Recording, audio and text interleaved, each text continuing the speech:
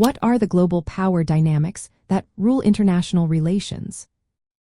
Imagine a giant game of chess played across the entire world, where countries and organizations move pieces to gain influence and control. That's what global power dynamics are all about. They shape how countries interact, form alliances, and compete for resources and security. These dynamics are rooted in social structures and institutions that influence how power is exercised and challenged. At the core, power in international relations is about getting others to do what you want, even if they wouldn't do it otherwise. This power can be divided into three main types. First is hard power, which involves military strength and economic sanctions.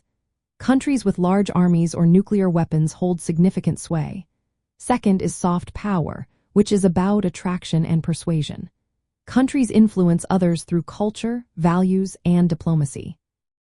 Think about how American movies or South Korean pop music spread influence worldwide.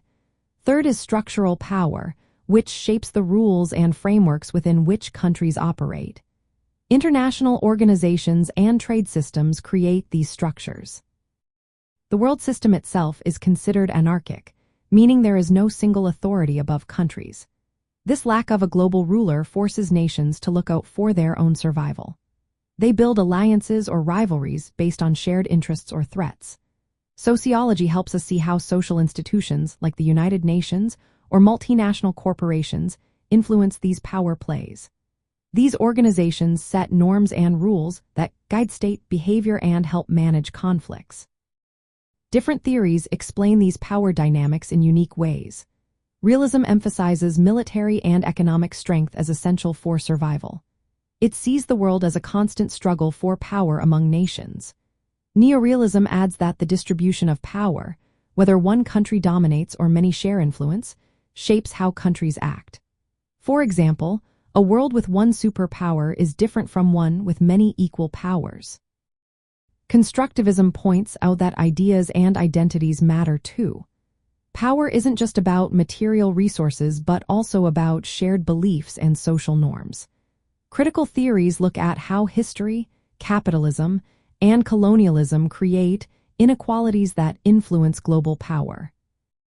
Recently, emerging economies like China and India have grown rapidly, challenging traditional Western dominance. This shift has increased competition and made global governance more complex. Countries now form new alliances or question old ones, trying to adapt to these changes.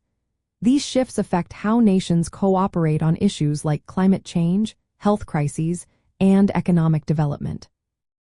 International institutions play a role in managing these power imbalances and promoting stability.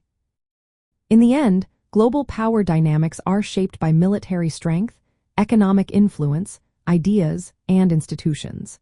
They are constantly changing as new powers rise and old ones adapt.